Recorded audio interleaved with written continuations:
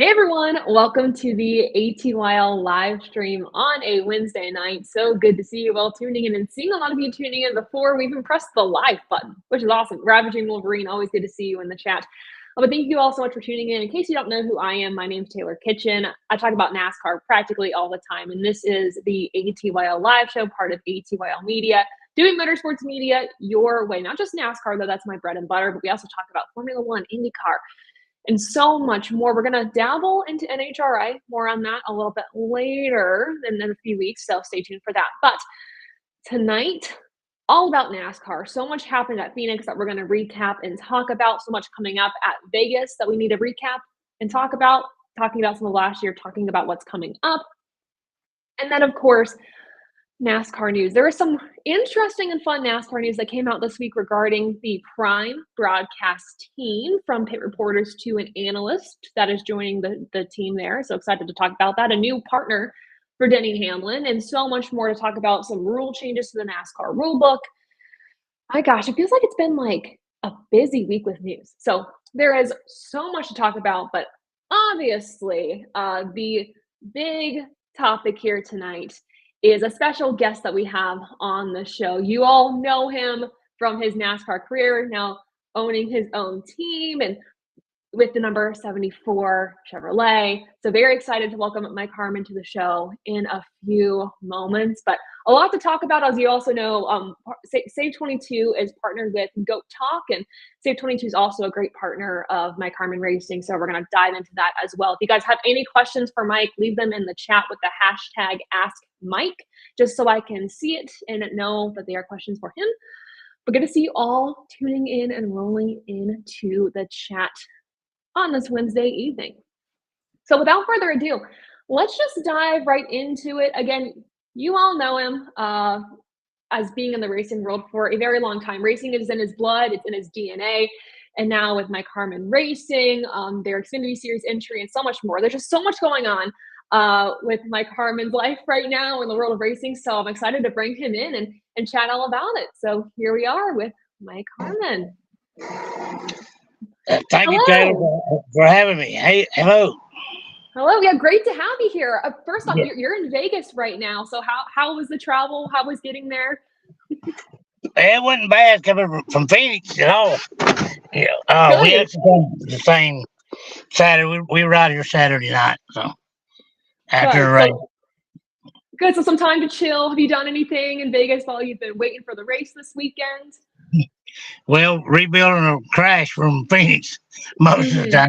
Yeah, we had a little tough luck over there. We're running pretty good and had a brake rotor come apart and got us in the fence. And, a long way from the shop. So we had to, and my buddy Chris Klein's shop out here in Vegas was good enough to let us use his shop. And we're getting it done. Good. Yeah, getting things prepared for Vegas. I know it probably can be a little bit stressful, but you guys are getting it done. I wanted to say thank you. Last year, we had the opportunity to be on your car on the number 74, which was awesome. And we shared the space with Save 22. I'd love to hear more about that partnership with them and how you guys have worked together over the past few years. Well, we've been together about 7 or 8 years. Karen brought them on board about then, and it just worked out very well. We respect our veterans and know we can't do what we do now without them, and we appreciate what they've done. And it's all about saving lives after they served for the country. And last I was told, we're at least directly involved with saving 51 lives of veterans, which is heartwarming. And there needs to be a place for them, when you come back from everything they've gone through. Yeah, no, the work they do is incredible. And John, I know you're close with John Moser over there at Save 22. I mean, an awesome guy. How has it been to have, him at the racetrack when he's able to be there to kind of, be along the journey with you guys? Well, he enjoys it. He's fun to be around, and makes people happy to see, and that's good. He fits in real well. He likes the competition and just getting away. So it works out really good. Yeah, it's awesome. It's been awesome to see that partnership and, the success that's brought and, just kind of how you guys have supported that mission. That's been awesome. And shifting gears a little bit here, I was on YouTube today and I was like scrolling through and I saw a video where you went through like the car that you were in at Bristol. It was like 2002, that big wreck that you were part of. And I watched the video. I was like, oh my gosh, because I never seen like pictures of the car until like that video. What was it like walking through kind of piece by piece that car and kind of walking through that incident? Well, it was kind of about all I needed that day. Yeah. It was a brand new car. We ran about 3 laps. Just came in to do some adjustments and went back on the racetrack, and I felt a tire going down as I went in the corner. And that's what put me in the fence. And the tire is usually what it is. And and, at Bristol, you're supposed to hit the wall, and then you come back at the inside wall. Well, I felt the car getting eaten up by the end of the concrete, and it was right beside my seat. I mean, I never let go of the steering wheel, and I had to grab my left shoulder with my right arm. It was that close to me, and Oh my gosh. then thankfully the roof had fallen down, and I never saw the two-car coming, which I'm glad I didn't see it. But fortunately, Johnny Sauter was a good enough driver. He didn't get on the brakes. He drove through it and missed me sitting there totally exposed. And good Lord took care of us. Just several things fell our way. It's bad luck, a lot of good luck too. That's 20 years ago, and it's just part of racing. But Yeah, very and thankful to still be here. absolutely, and like you said, it's part of racing, and I mean, every any given weekend, you could be involved in a massive accident, and you kind of, I guess, how do you prepare like that mentality going into the week, or is it just like you go through it and then you forget just to move on? Well, you can't. I mean, I never let it bother me. I knew when I started this that bad things could happen to you, but I thought the rewards were higher. Mhm. I don't believe in going through life scared. What they say, life begins when fear stops. So, and that's kind of the way I lived. And when I started racing years ago, it definitely wasn't safe. It wasn't cool. So, now it's really almost too safe to a point to what it used to be. But you never think about that stuff. You can't. If you think about that, you need to be doing something else. I mean, the day at Bristol, um, I was in another car in less than 3 hours. We actually had to wait from the repair the fence, or it'd have been sooner. And it just, it wasn't a surprise to me. It shouldn't have happened the way it happened, but things do. It just, I knew years ago that bad things could happen, and I just was fortunate I survived it and was ready to carry on. Absolutely, and you said racing's in your blood, racing's your life. I I know this feels like a really big blanket question here, but what has racing brought to your life and for you, your family, and this team? Well, I'm not a normal type person. Like a 8 to 5 job. Not, I'd rather work 100 hours a week on a race car and do that kind of stuff. Travel up and down the highway. It just always, like, my dad raced enough to get me really hooked on it, and I was at a very young age, and that's just all I wanted to do. And it's brought a average living, or better than average living, maybe. Um, and most people looking to retire. I'm looking to keep racing that I grew up with. I mean, if you love something, you want to keep doing that until the day you die, right? I mean, Absolutely. It just, as long as you're healthy and you can do it right and do it, 100%, then it's why not do it? You better, life's too short. absolutely. And with that said, with this team with the 74 car, I kind of think right now we're so focused on like the Cup Series because that's been in the news with like the federal antitrust lawsuit and like how the teams operate there. But from the side of the Xfinity Series, what's it like being a team owner in that series right now? Like, what's the landscape? What are some of like the maybe hardships you guys have faced, or the positives of owning a team in the Xfinity Series right now? Well, it's a lot of fun, but it's a lot of work, a lot of dedication, tremendous amount of headaches. You ask yourself why you do it, and then you go to the track, have a decent run, and it gets you fire built up again. It's not easier. There'd be a lot more people doing it. Sponsorship's hard to find right now. Hopefully, our country will be in better shape here before long, where it'll be easier for us. And but it's there's the guys.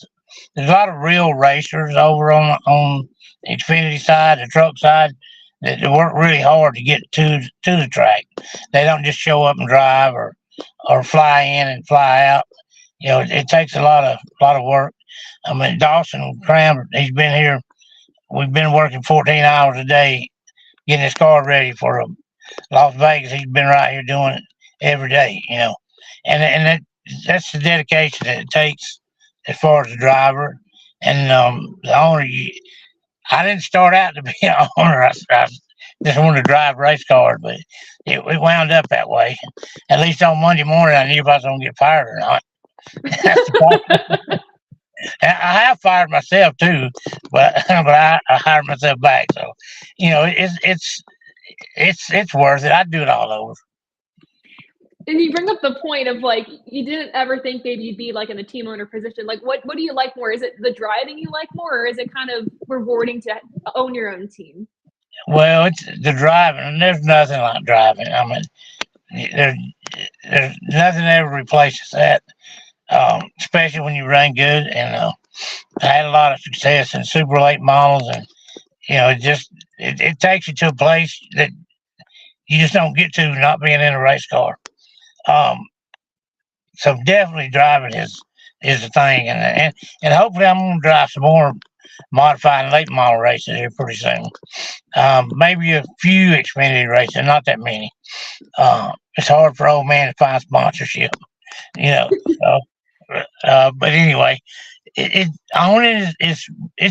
I like giving these kids a chance, that really want to do it and really dedicated and do have some natural ability.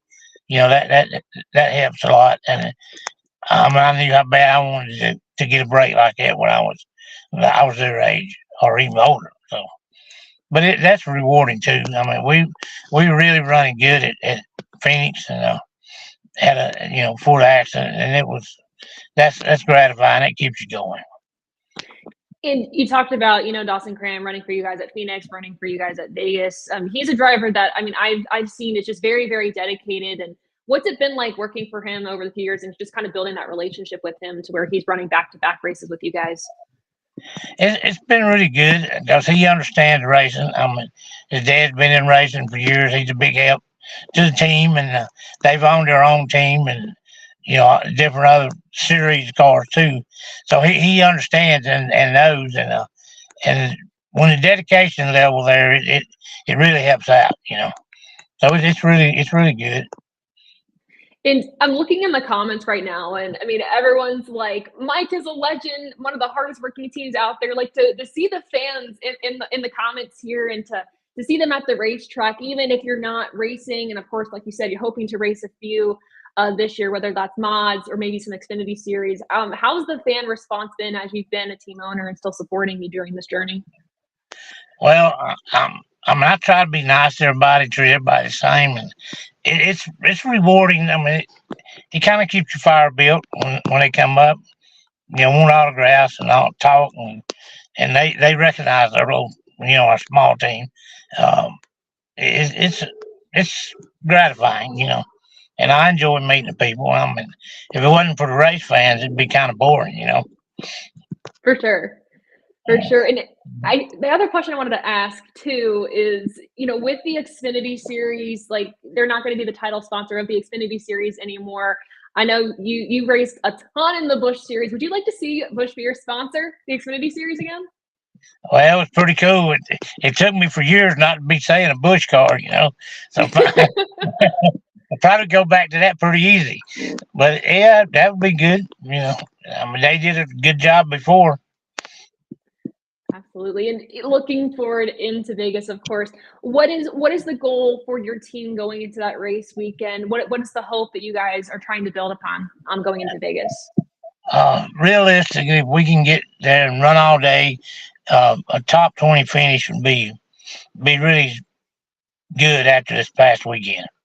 And we were running in the mid 20s whenever we had the accident, and we could have got a little more. I think we were had the tires we needed. Was on kill, and Dawson was really running good. Car was driving good, and who knows? But if we get a top 20, we can live with that.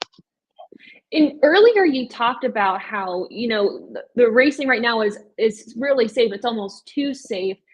I want to talk about the competition side of things, though, for the Xfinity Series. The whole story this year has been, the Xfinity Series field is stacked with a bunch of talent. Like, do you feel like this is the most competitive you've seen this series from the outside perspective as a team owner? It's. I don't think it may be the most, but it's right in the top five.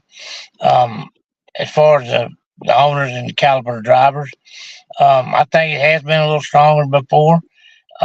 But it's plenty strong enough.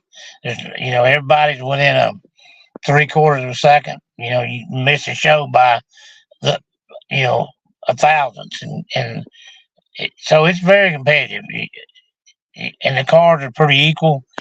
All the manufacturers, and so it's. Some people say they like it's the best racing, so I like it myself. But would just depends on what you do like, I guess.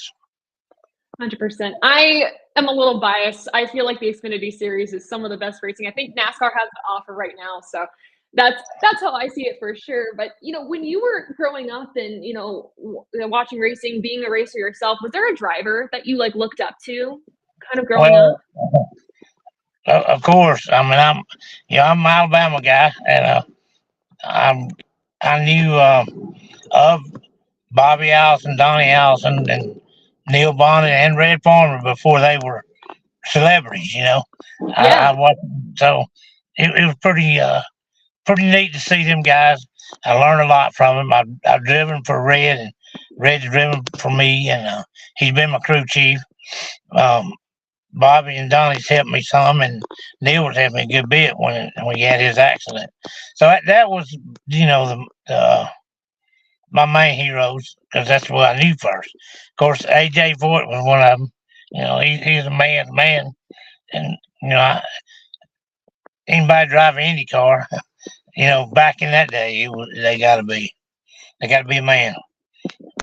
100%. And I think all of those drivers that you mentioned, I mean, they left their legacy and they left their mark on the sport. I know you said you're nowhere close to retirement. Retirement's not a word in your vocabulary, but what is the legacy you hope to leave on the sport? Well, just, did the best we could with what we had, give it our all, and won a lot of races in other series. Probably never win in the Xfinity Series, maybe as owner. Just one, a tough, good competitor. Try to treat everybody as nice as they will let you. 100%. You said it right there, is just treating everybody nice, treat everybody the way you want to be treated and things like that. And I know the fans appreciate you and everything you do. But so Mike, thank you so much for joining the show, and best of luck to you guys this weekend. Thank you very much, and thank you for having us on the show. Awesome. Thanks so much. Goodbye. Bye. Awesome. That was Mike Harmon. Again, thanks to Mike for joining the show. Best of luck to him and the number 74 this weekend in the Xfinity Series with Dawson Cram behind the wheel.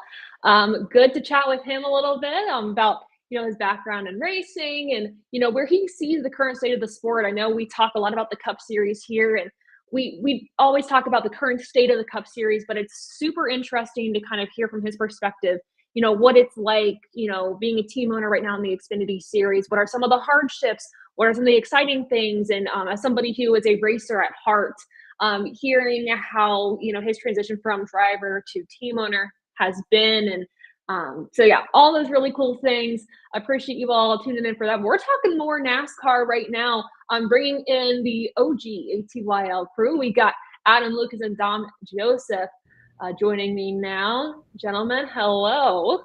Yeet. What to do, people? Happy St. Patrick's Day coming up. Yes. Yeah, this is our St. Patrick's show. So here we are. I guess me and Taylor are going to be getting pinched. I have a green plant in the background. Does that count? No. You've got to have something green in the background, Adam. Yeah, I'm sure I have an Interstate Batteries car somewhere in my closet. Yeah, you're covered. You're good. Okay. Yeah, you're good. You're good. Okay, we're fine. We're fine. Also, Adam, just the hat. Just saying, the hat's cool. This hat is fantastic, and I looked everywhere for it, and surprisingly, Happy Hour Racing had it. Look at that. Supply and demand, people. They got the goods. Which, by the way, if you guys didn't know, they also have like subscription boxes. So if you guys want like a hat each month, they have a subscription box for that. They have a winter t-shirt each week subscription box. They have a random merchandise like keychains, t-shirts, hats, like subscription box as well that you guys can get every single week. It's crazy, and they're at great prices too. But besides the point, all our great merchandise that we wear from the teams ends up coming from Happy Hour Racing. That hat, for example, from Adam, great buy from them at Happy Hour Racing. So check them out. QR code is on the screen on the top left. They support us tremendously all across the board, not just this show, not just my content, but literally all of the content creators on the ATYL Media platform. So please support them. And don't go to Fanatics. Don't get your merchandise from there. Like, no diss to them, but like, come on. This is a family-owned business. They're fantastic to work with. They're just fantastic people, period. Just sharing the love of motorsports with us through their merchandise. So go to happyhourracing.com/ATYL to check out some motorsports merchandise. But gentlemen, let's briefly talk about Phoenix. I know it feels like an old topic at this point. We're at Wednesday, but from that, there's been some like back and forth discussion on some things, and I kind of wanted to touch on it with you all. So first off, talking about the tire, we had the option tire and the primary tire. Did you guys like what we saw with the option tire? And then are you guys feeling confident that by Phoenix for the championship race, we will see that be the sole tire? Dom? As someone that likes to see strategy and stuff like that, like get the pit crew and the crew chief involved in the outcome of the race, I thought it was awesome. I thought it was really cool just to see the difference there. I liked that. I liked that it really did shuffle up the field a lot. I don't really like how much better they were than the primary tire. Like, I mean, if you look at IndyCar F1, like the tire difference is not that astronomical. So, if they can work on that, that would be awesome. But it was kind of cool just to see, like, I mean, man, one good pit stop or one no penalty on speeding on pit road, Ty Dillon could have won that race just on strategy. Yeah. So making every race a wild card kind of deal is interesting. But I think we got a really good play too out of Joey on the fall off of that tire too, to see what happens when they lose that grip. And I really think it didn't plateau at all. I think it kind of just collapsed. So that's interesting. And you're going to take that to the bank when you get ready for the next time you come to Phoenix for the championship. Adam, did you like that we had two sets of tires this weekend to kind of play around with, I guess? And what did you like what you saw with the option tire? I love having strategies in racing instead of the same old, oh, we're going to race to the end of the stage. Oh, we're going to race to the end of the second stage. Oh, who's going to get the great pit stop to end this race? I like having strategy. I thoroughly enjoyed it. I loved seeing how far Joey could push it, and then he literally fell flat. Seeing Ryan Preece run through the field at the beginning, that was insane. Yeah, strategy's part of racing. When you have an equal level playing field, it's boring. Like I've always preached, more track time, some strategizing like this, a good old fuel mileage race. We haven't had one of those in a long time. Yeah, just let things play out naturally. No more gimmicks. This isn't a gimmick. This is a step in the right direction, in my opinion. So moving forward, you want to see like 2 tires or like an option tire in a race, or is it more so you just want to see that option tire become the primary tire? More or less, yes. I think tires that you have to actually use tire management, I think that leads to great racing, because you can see guys who are either pushing at the living edge at the beginning of the run fall flat out, kind of like what happened with Logano, or see someone who can just manage lap pacing, and then be able to get to the front because they were able to conserve their tires. I like that kind of racing. It's not just go all out. It's you have to think before you step on that pedal. That's the kind of racing I like. And I agree. I love a good fuel mileage race, but nothing beats a tire management race. And like what was so thrilling about the unknown of the tire at Bristol last spring was it was truly tire management. The issue is you could manage your tires so well, but you would never know when it was going to expire. And I don't want that type of racing going forward, but I do want the softer tire compound that plays in the favor of a tire strategy type of race where, like you said, Adam, you don't just go all out. And Monday, they did have a tire test at Phoenix with 3 teams. Richard Boswell actually went on to Sirius XM NASCAR radio Tuesday afternoon to kind of talk about that. He says that they changed tires 18 times during a 12-hour test. So it was truly an all-day event. Goodyear brought a total of 10 different combinations of tires for them to try out.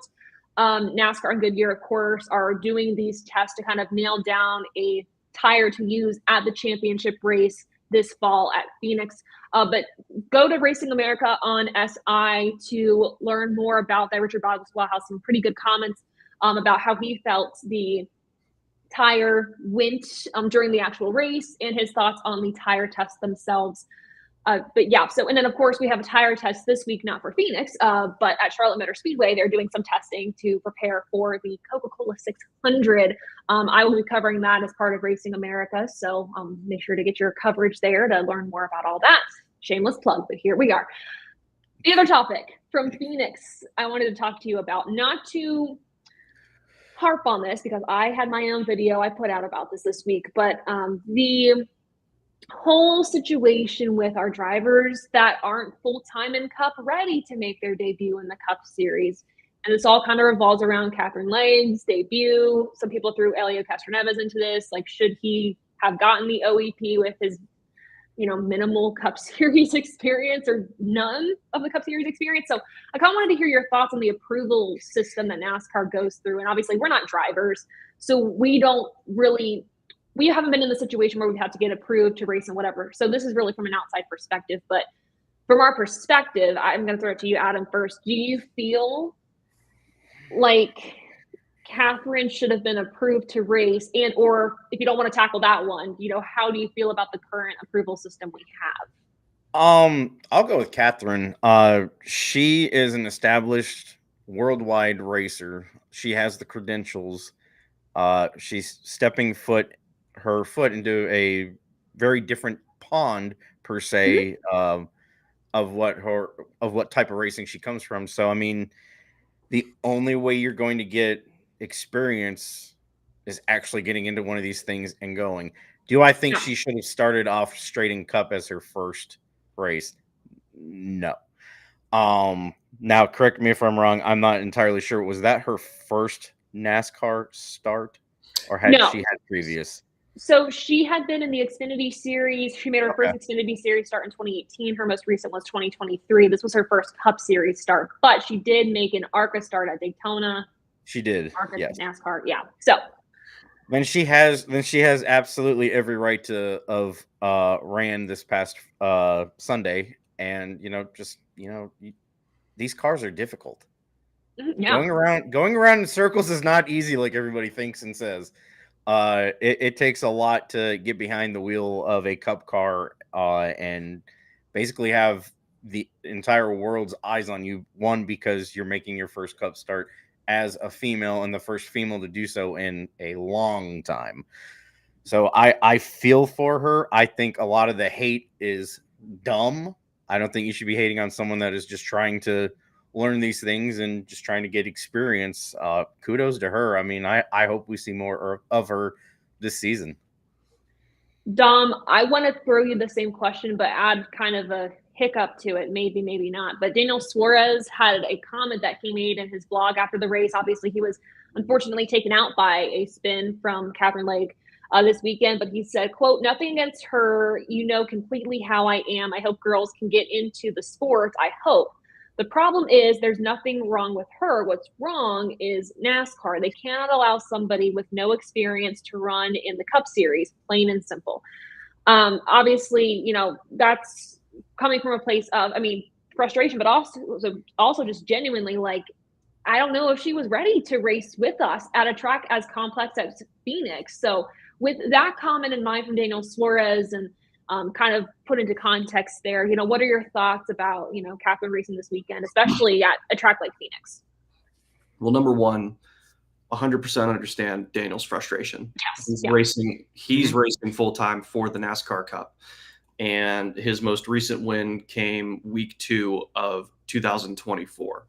And after that, it was downhill. And it's still downhill, even after a clean sheet of paper start of a new season. He is not doing well right now. And there's a lot of rumors out there about what's next for him. He's got a lot going on. So I get why he was mad. We'll start with that. Number 2, you also have to look at his history as a race car driver.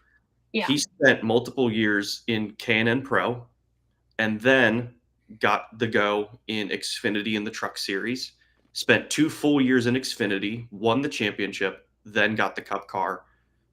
Some could say maybe he was going to do another year, but the surprise of Carl Edwards' retirement puts him in the Cup car. He was destined to go Cup anyway. But regardless, spent several years learning stock cars and then got the ride. So I 100% get it though. Like, Adam, you're 100% right though. I mean, Catherine Legge has traveled the world to race and has been successful. So, I mean, it's one of those deals. I mean, we trusted Juan Pablo Montoya to just get in a stock car and know it, and he did pretty damn good. Shane Van Gisbergen is climbing out of a V8 supercar, getting into a Cup car. There's some similarities, but they are not the same, and he has excelled. So there's similarities, there's differences. At the end of the day, it's just a series of unfortunate events. I think I've always been on the side of work your way to the top, meaning if you want to try a Cup car, you got to log laps in a truck, you got to log laps in Xfinity, and then you get your shot at the Cup car. But knowing who Catherine Legge is, knowing who Elio Castroneves is, a 4-time Indianapolis 500 champion, and we're upset that he crashed at Daytona. So, I can see the arguments on both sides. But at the end of the day, I think Catherine Legge is a victim of circumstance. Yes. Yep. Yeah, I would agree. I mean, she had a recent start in the Xfinity Series 2023. I'm going to consider that recent. That's in a 2-ish year window. And I mean, she made her Daytona start in ARCA, and ARCA Cup, very different. So again, I can get the approval process, but I do feel like the cards were stacked against her. And Ravaging Wolverine brings up a really good point in the chat about Suarez and his frustration. Again, rightfully so frustrated with the situation, period, but also putting into context that, you know, he set himself off on the wrong foot this season, especially with the Coda spin that took him out. So that's added frustration on a layer of frustration that's already been building for him with just everything going around right now. But we will leave things I won't leave things at that. We're going to segue into a rule change. I love segues. So fun. Okay, so OEP. We have a change in the rule book to the OEP rule that more so clarifies what's allowed, what's not in the field size. I should say more so the field size. So with the OEP rule, I'm going to find my note about that, so I'm making sure I'm accurate with you all on what I mean. Here we go. So If the OEP is granted to a driver, there will be 41 cars in the field, regardless of their qualifying position or qualifying effort. So what happened at Daytona, the whole situation was, okay, well, if Elio doesn't qualify his way in or whatever it is, and there could be a 40-car field. There's a situation where there could have been a 40-car field or a 41-car field, and that wasn't fair to the rest of the competitors. So they just kind of said if there is an OEP involved in a race weekend, it's a 41-car field, right? If it gets to that point where we have a field that size. NASCAR also added in there that they have full discretion to deem certain events ineligible for OEPs and did not further specify in the rule book what events those would be and what that would look like, which I thought was interesting. Overall, I think a positive change there, at least to defining the field size, I would say. I think with that language of specific races, basically blocks off the last 10 races of the season. That's what that sounds like to me. It would be unfortunate if we did have I'm going to use it as an example because it happened. If we have a Captain Lake situation where spins out in front of a championship 4 contender, takes him out, that would be catastrophic. That would be good for some people, but it wouldn't be good for the person involved, obviously. So I think knowing a little bit more clarity of what that rule is now is beneficial now to everyone. Plus, we like having big fields. 41's better than 40, and 40 is better than 36. This is true. I think for me, from my standpoint of things, like I know they said in their discretion. My concern is there might be one race that we don't understand as to why they're not allowing an OEP, if they're not allowing an OEP for a certain situation, and then we get to a race where they do and it just does not make sense, and then you feel like there's this gray area that the fans don't know about. The fans don't have to know. It's more of a courtesy to the NASCAR fans that NASCAR tells them, but like they should.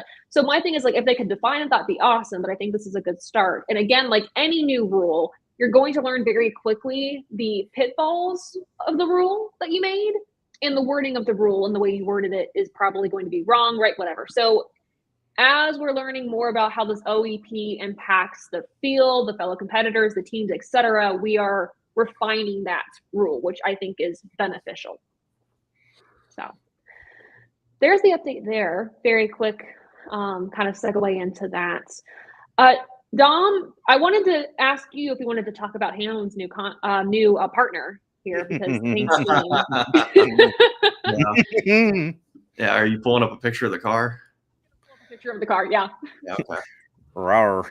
Because I can read what I said in the group chat when the paint's being dropped. Basically, it was my immediate reaction to it. Because I don't know. I mean, I got a little deja vu there. Hold on. It looked oddly familiar. It did look oddly familiar. Here we go. Yeah. So I said, what kind of non-copyright FedEx race car clip art is this? Because this looks exactly like something you would see on a sticker board if you wanted to have a bunch of stickers of race cars and they couldn't use FedEx for Denny's car. That being said, it is a cool car. And it's cool. It's just how ironic that they land a purple and orange sponsor for the 11 car, nonetheless. I'd like to believe that was intentional, but I know it wasn't. In the wound. Yeah, I don't know. It's a good looking car. I just miss FedEx. Yeah. I can literally picture having FedEx logos where AM PM is. Right. Yeah. It feels wrong. Oh. But this partnership deal, it's part of a 2-race primary deal for Denny Hamlin and the number 11 with Sonoma coming up in June, I believe. And then the Vegas race, July, thank you. And then we have the Vegas race later in the year. The second Vegas race is where they will be partnering with them. So there's this. Again, the car, man. I saw it and I was like happy for a second. And I was like, wait a second. This is what they took from us. I know you. I'm being lied to. Oh, that's okay. Again, glad to see that they are pulling in some sponsorship there. It's always concerning when I'm going to say a top tier driver like Denny Hamlin is having to kind of pull in funding as the season's going, and it's a little scary to see that. But good to see that they have this. And again, the scheme looks pretty good, but it's a big old situation of like what could have been, So, so there's that piece of news. Oh, another big piece of news today. Somebody mentioned it maybe, or at least mentioned something about Carl Edwards. But Carl Edwards, making his return to NASCAR a little bit with his Hall of Fame induction. He's kind of more in the media. And then, of course, this week announced that he's going to be an analyst for the 5 races that Prime will be broadcasting NASCAR. They also announced their pit reporter team, which is Trevor Bayne, Kim Kuhn, and Marty Snyder. Carl Edwards, let's talk about this, though, first. Dom, what were your thoughts when you heard the news? Like, what were the vibes? It's just cool to see him back at the racetrack. I mean, I was pretty convinced he would never get back in a race car, and I think that's still the case. But it's cool. It's cool that he wants to come back and wants to do stuff in the sport again. I was in Kansas when he was the pace car driver. Here, and just the welcoming he got, it was incredible. There were so many people cheering for him, and there were so many people wanting to see him get a picture, get an autograph. Just, oh my gosh, that's Carl Edwards. That's Carl Edwards. He's here. So it's just crazy. I'm happy to see him back for sure, because it's one of those names that you want to see back in the sport. And that being said, we're going to start seeing a lot of Carl Edwards highlights coming back through again. It's going to bring back some memories. Adam, same for you? Honestly, I felt like doing a backflip off of my couch when I saw the news. Hell yeah. But this body right now is not built for doing backflips, so I'll climb a fence like Tony Stewart. There you go. But yeah, There we go. It definitely it's fun. It'll be fun to see him back.